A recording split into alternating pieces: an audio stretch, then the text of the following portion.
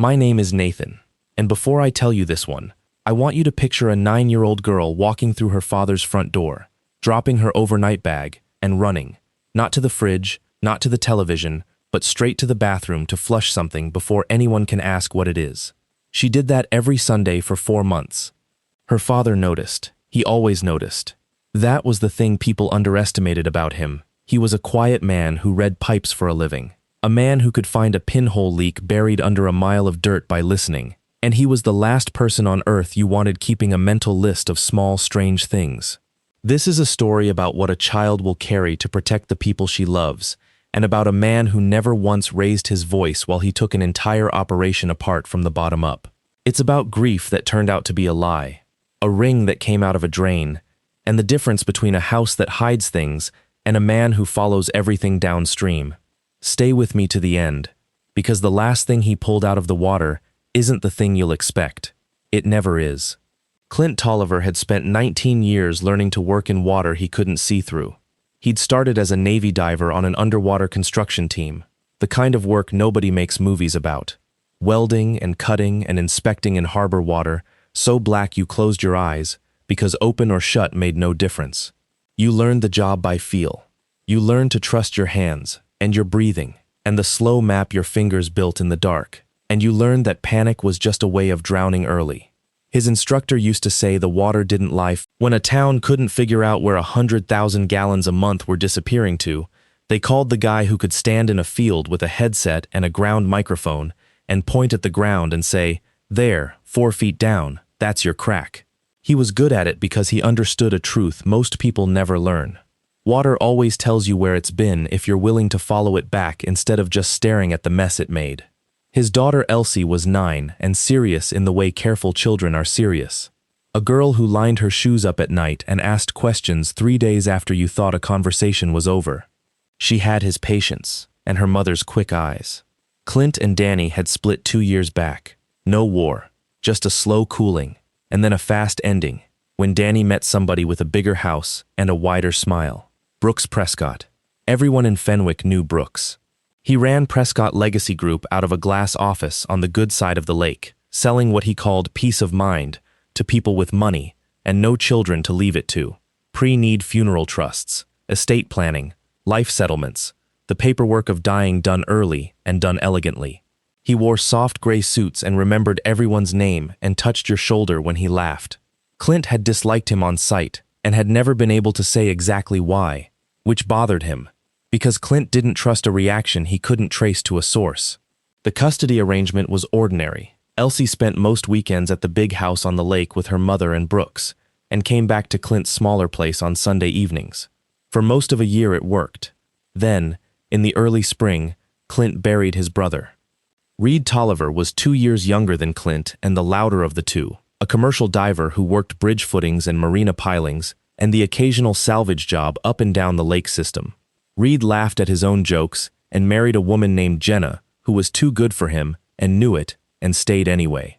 The brothers had a line between them, a stupid tender thing from their first open water certification as teenagers, something their father had barked at them from a dock. Always come up for air. It meant, don't be a hero, don't push the bottom time, don't die trying to prove you're not scared. Reed had it engraved inside his wedding band next to their initials and a date. He used to knock the ring against his tank valve before a dive like a man crossing himself. In March, Reed drowned. That was the story. A solo inspection job on the deep north end of Tamsin, a tangled line, cold water, a man alone where he shouldn't have been alone. They never recovered him from the quarry deeps. 60, 70 feet of black water and a silted bottom that swallowed things whole. And the county spent 3 days with sonar and gave up. There was a service. There was an urn, because there was no body, and the county medical examiner signed the paperwork that let there be an urn, a doctor named Isaac Wexler, with a firm handshake, and Brooks Prescott's chapel handling every detail free of charge, as a kindness to the family. Jenna collected on Reed's life insurance a few months later, a policy bigger than Clint had known his brother carried, and she cried and moved to her sister's downstate, and Clint let his brother go the way you let go of a body you never got to hold. He didn't examine it. That was the one time in his life he refused to follow the water back, because following it back meant staying in the cold, and he was too tired and too sad to dive. So when his daughter started sprinting to the bathroom on Sunday nights, Clint's first thought wasn't a mystery. It was worry. A stomach thing. A nervous thing. A 9-year-old keeping a secret about her body the way kids do. He asked her once, gently, standing outside the door, "What are you getting rid of, Els?" And she opened the door with her hands still wet, and gave him a smile that was 3 sizes too calm for her face, and said, "Just tissues, Daddy." Then she went and lined her shoes up by the couch. Clint let it go, because you don't interrogate a child you love. But he was a man who kept lists, and this went on the list, and the list had started to itch. The itch got worse across April and May. It was never the same day twice. Sometimes she flushed the second she got in the door. Sometimes she waited until he was in the kitchen and did it quiet. Twice he heard the tank refilling 3 times in a row, which is not tissues. Once he found the smallest smear of what might have been candle wax on the rim, and once a thread of gold cord, the kind you'd tie around a small box. He started paying attention to the arithmetic of her weekends, the way he'd point a leak. Not the symptom, the source. She came home lighter on Sundays, not in her bag, in her shoulders, like she'd set something down. Like every week she smuggled a little weight out of that house and drowned it in his plumbing and could breathe again for 6 days until she had to go back. He didn't say any of that to Danny. He and Danny were polite now, careful, and he had no proof of anything except a father's certainty, which no court in the world respects. He told himself it was innocent. He told himself a lot of things that spring, standing in fields with a headset, listening to the ground. Then, on a Tuesday in June, the toilet clogged, and Clint Tolliver did what he did for a living.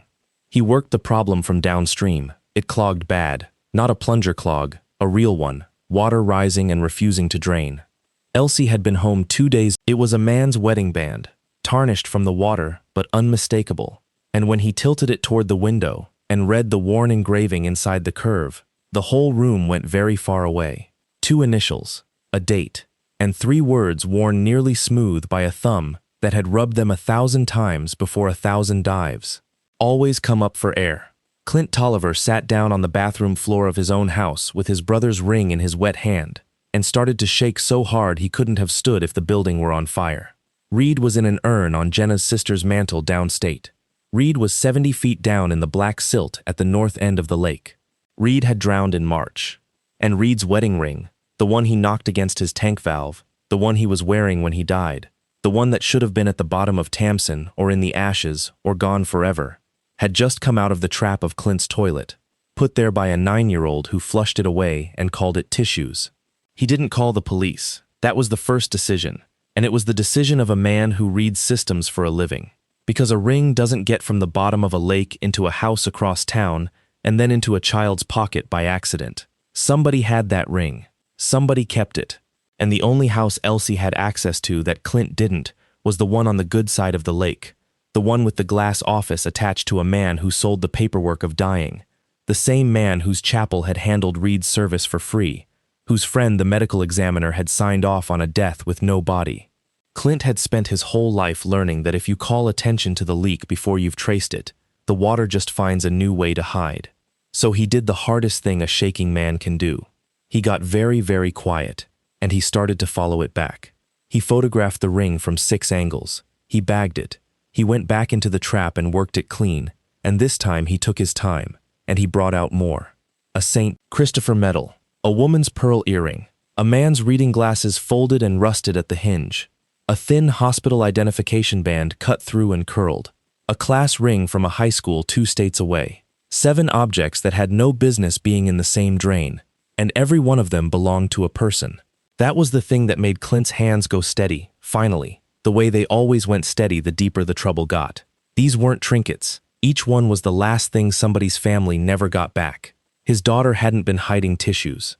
She'd been carrying the dead out of that house one small piece at a time, and she'd chosen the one place she felt safe to let the water take them. Her father's house, her father's pipes, the man who could find anything the ground swallowed. That night, Clint made his daughter grilled cheese and cut it into triangles the way she liked, and did not ask her a single question about the bathroom. He waited until she was drawing at the table, relaxed, humming, and then he sat down across from her with a coloring book of his own and started drawing badly on purpose until she laughed. And slowly, sideways, the way you coax a frightened animal, he let her talk. He never said the word ring. He asked what her favorite room at Mom's house was, and she said the boring one with the cedar box, and Clint's pencil stopped moving. She told him about the box in the closet of Brooks's office, the pretty box that smelled like a pencil sharpener, the one Brooks thought was locked but wasn't, the one full of dead people's things. She said it in the flat voice kids use for things that scare them too much to have feelings about. She'd found it in February looking for tape. She said Brooks had a rule he'd said once on the phone, loud, not knowing she was on the stairs.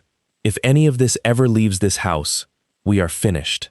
And a 9-year-old had heard finished and understood it the way a 9-year-old does, as the end of everything, of her mother, of her weekends, of the world, and had decided, alone, that the only way to keep everyone safe was to make the dead things disappear where nobody could ever find them. So every Sunday she took one, and every Sunday she flushed it at Daddy's, because Daddy's house was safe, and Daddy could fix anything, and the water at Daddy's never gave anything back. Clint told her she'd done nothing wrong. He told her 3 times, in 3 different ways, until he watched something in her small shoulders come down that had been up since February.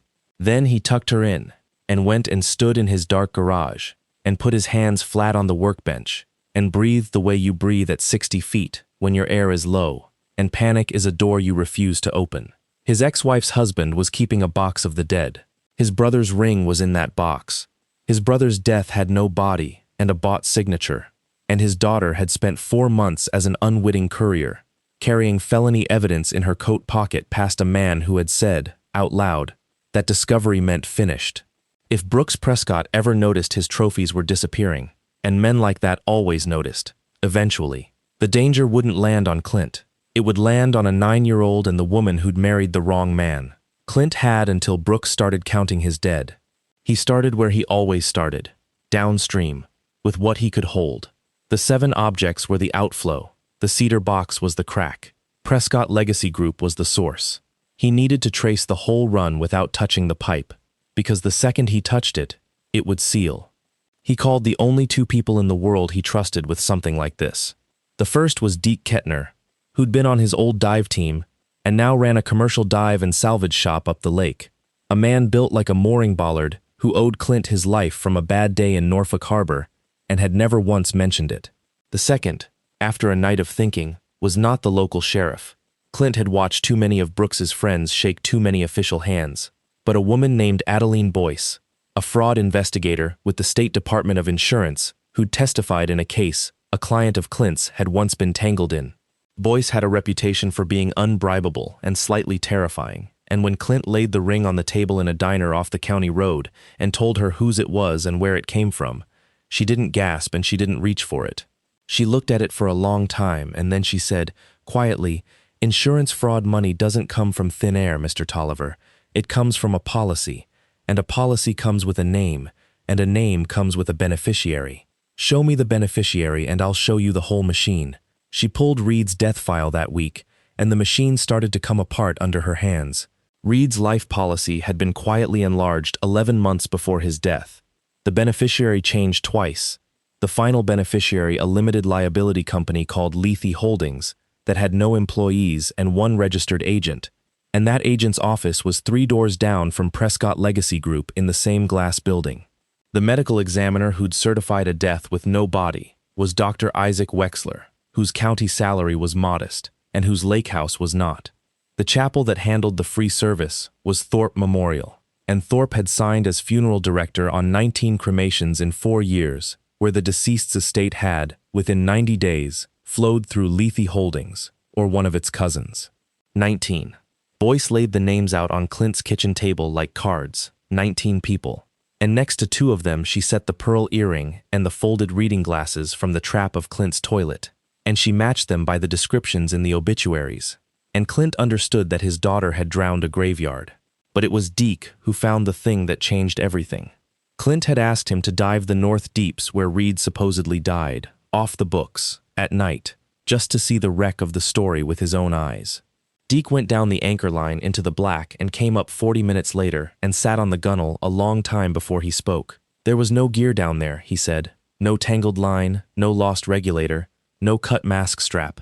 None of the debris a real diving death leaves scattered across a bottom. The story said Reed went down here and never came up. But nothing about that bottom had ever met Reed at all. Clint sat in the dark boat and felt the entire shape of it reassemble in his mind, the way a leak's true path reassembles once you stop believing the water's first lie. His brother hadn't drowned. There was no body because there had never been a death. There was only a policy, a bought signature, an empty urn, and a man too useful to actually kill, because that was the elegant, filthy genius of it, and Boyce named it before Clint could. "You don't waste a diver," she said. Prescott's whole operation ran on making people disappear on paper, while their money surfaced somewhere clean. And a disappearance sometimes needs a body moved, a car sunk, a piece of evidence taken down to 60 feet and left in the silt where the county gives up after 3 days. Reed had gotten in over his head. A shoulder injury had ended his good jobs, then the debts, then Brooks, with a soft gray suit and a solution. And by the time Reed understood what he'd signed, he was legally dead. A dead man can't quit. A dead man can't testify. A dead man has no bank account, no name, no way to surface, and every reason to keep diving whatever Brooks needed dived, because the second he came up for air, the whole world would learn what he'd become. Reed Tolliver was alive. He was working salvage under a name that wasn't his, on a crew that answered to Wren's Coil, Prescott's fixer, and he was the most trapped man on the lake. Clint found him by doing the only thing he'd ever been truly great at. He stopped looking at the water and followed it back to the crack. Prescott's off-book salvage ran out of a fenced yard on a dead channel south of town. He waited until the crew left and the yard went dark, and then he walked out onto that dock alone and said one word into the quiet, "Reed," and watched his dead brother turn around. What Reed told him that night, in a truck by the water, with the heater running and both men crying and neither pretending not to, filled in the last of the run. The names, the dives, the night he'd sunk a car with a man still belted into it, and the mornings after that he couldn't sleep. Brooks Prescott chose the isolated and the well-insured, the widowers and the estranged and the newly rich with no one to raise a fuss, and he sold them a beautiful plan for their own deaths, and then, when the timing suited the money, he made the plan come true early. Wexler signed. Thorpe cremated whatever there was to cremate, or an empty box, and kept a trophy from each because Brooks liked trophies, liked a cedar box that smelled of pencil shavings, liked to open it and count. Danny did the paperwork. That was the part Clint made Reed say twice. Danny notarized the transfers, filed the trust documents, witnessed the signatures. Clint's ex-wife, Elsie's mother, was the clean legal hand that made a graveyard look like estate planning. She might not have known at first. By now she had to. Clint could have burned it all down that night with a phone call.